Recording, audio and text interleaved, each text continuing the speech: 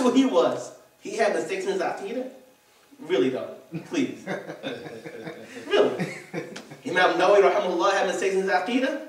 I bought my computer here. See, wallahi, I wish we had time. I got my computer here just to read y'all the names of some of these books they made and quote-unquote refutation of these ulama.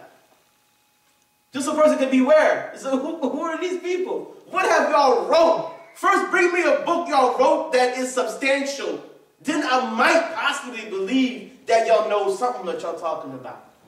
If y'all see that you got the mujaddids of the era on one side, and people who could not even make a tafsir of the Quran on the other side, I'm going to say, I think I should go over here. I'm not feeling this out over here. Y'all kind of weak. The names of y'all books got grammatical errors in it. The last Rasul and stuff. 3 of the principles. You got nahwi mistakes in your joint. On the cover. I mean, the mistakes start before the book opens. So how are you going to say that these shuyukh who knew Islam forward and backward, who taught everybody after them Islam, we only know Islam because, through these people, how they was wrong? How did that claim, where did that come from right there?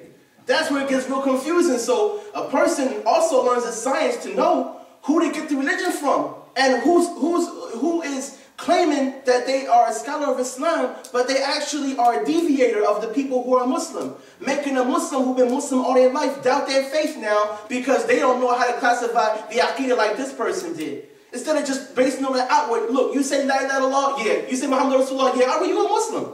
Well, no, you gotta call yourself a, what? I gotta call myself a Muslim. I gotta call myself what Allah Ta'ala called me. Because if we get into that, no, you gotta call yourself a this, then that group would break into a smaller splinter group and be like, no, you gotta call yourself this and this. Okay, I call myself, I'm a this and I'm that. All right, alhamdulillah. Then next week, okay, you gotta call yourself a Muslim and you this and you that, and what do you have to say about Shaykh so-and-so, so-and-so? What? Now I gotta have a position on Shaykh so-and-so, so-and-so to be Muslim? Yeah, or else you a deviant. There's no end to that, huh? If we don't stop at Muslim, there's no end. You gotta know what is your position, what is your stance on so-and-so, so-and-so in Morocco. I never heard of him before. You a deviant. See, that's that danger. That happens when this science right here is not being studied. This happens when we only have 5 or 6 people in this class. That's what happens. That's what happens in Philadelphia. It happens every 20 or 30 or so years. That's what happens here. That's what happens in this city. Why does that happen here? Because this science right here that's supposed to protect us from that happening, we don't want to study that right there. We want to watch the game. We're not interested in that. That science right there, you know, inshallah, we get to that later. If you could put it all on one lecture that's 25 minutes on, we might listen to it, inshallah, maybe.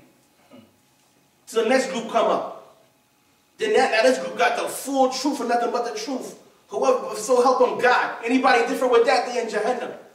Then that happened again. And brothers who've been Muslim, raise your kids on Islam, alhamdulillah, العالمين, الرحمن, الرحيم, rubbing your kids' head, teaching them Fatiha and stuff like that. Be the same kids. Abu, you a deviant. Tell the kid to make a second line in the masjid. The men are in the first line, his kids go in the back. Where's the dalil? Where's the dalil? The dalil is going to smack you in your face. Boy, you better get your butt back there. And your father, that's the dalil. Yeah.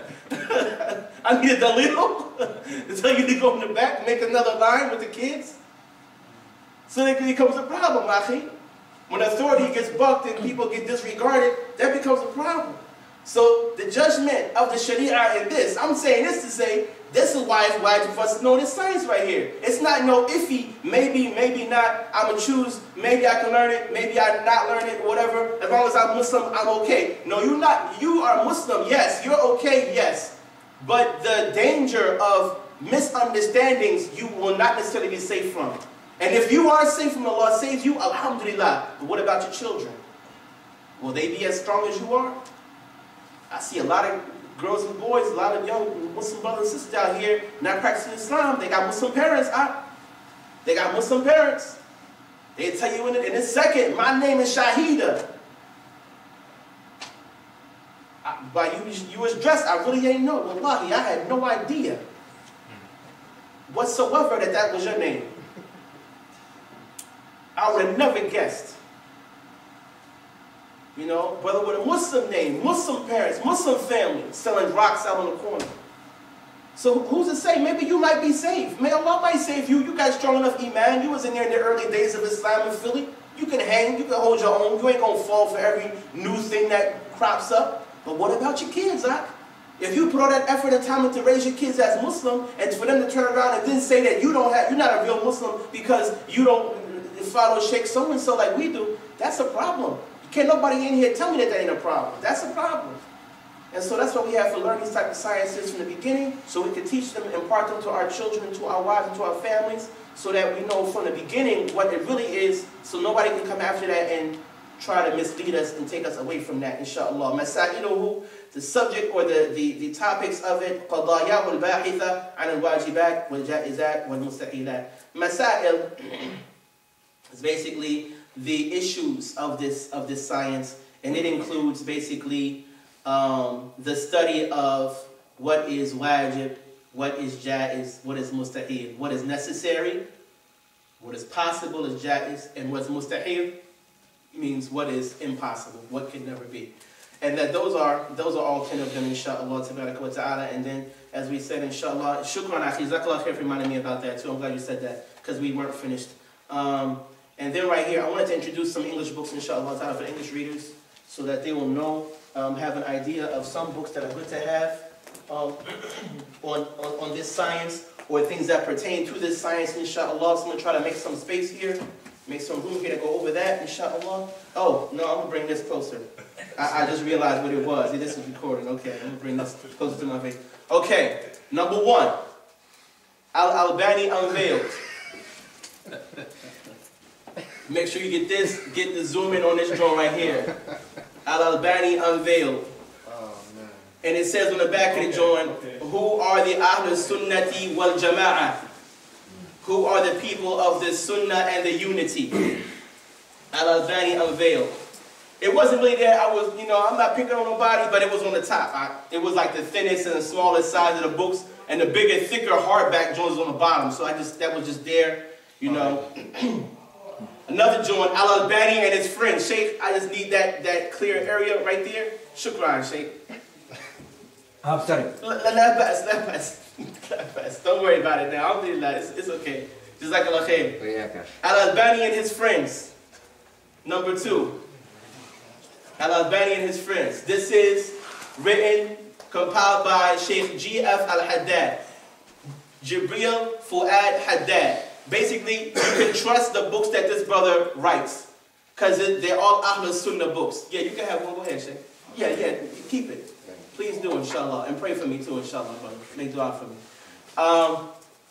This book, G.F. Haddad, he has very good books on these topics. He's an excellent writer, excellent translator. May Allah Ta'ala bless him. He's doing a very good job at what he's doing. May he continue to do that, and more brothers also stand up and do what he's doing and translate these books into English. Another G.F. Haddad book right here, Sunnah Notes. Sunnah Notes, Studies in Hadith and Doctrine. Volume 1, Hadith, History and Principles by Jibril Fuad Haddad with Ibn Hajar al-Asqalani's Nukhbatul Fikr, translated by Musa Ferber. Excellent book right here. Aqsa Publications in UK. I got it off the internet. You can, if you go down to that, yeah, hopefully y'all can see that, inshallah, on the video. Yeah, they order your books because he won't put these out. Yeah, I can put on this side of you. He'll call you if you want. And then here's another one. Here's a part 2 of that. Sunnah Notes, Studies in Hadith and Doctrine, Volume 2. This is... I'm sorry. No, go ahead. It's all right. It's all right. Yeah, ask questions. No problem, brother. Volume 2, The Excellent Innovation, Al-Bid'atul Hasana, in the Quran and Hadith, by Jibril Fuad Haddad, with Ibn Rajab al-Hanbali's The Sunnah of the Khulafa, the Sunnah of the Caliphs. I think that's how you say it in English, huh? Caliphs. Caliphs, I get mixed up. Khalifas, Khulafa, the Sunnah of the Khulafa. So this is a very good book to have right here. Inshallah, that's volume 2 of that first one. Those are both G.F. Haddad. All these last